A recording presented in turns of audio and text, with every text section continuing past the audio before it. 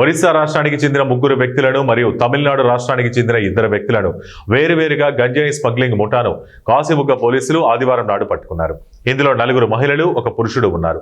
వీరి దగ్గర నుండి సుమారు 84.55 కేజీల గంజాయిని, 1500 రూపాయల నగదు, 3 సెల్ ఫోన్లు స్వాధీనం చేసుకున్నారు. ఈ కేసులో పట్టుబడ్డ అందరూ యువకులు కావడం మరో విశేషం. జల్సాలకు అలవాటు పడి యువతీ యువకులు తప్పుడు మార్గాన్ని ఎంచుకుంటున్నారు.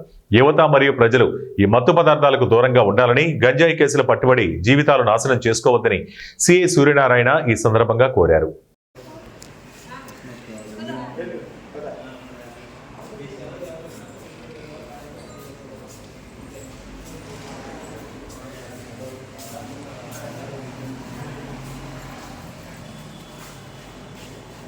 నువ్వు ఆ చివరికి వెళ్ళమ్మాయి, నువ్వు అటువైపు అందరూ పెట్టండి.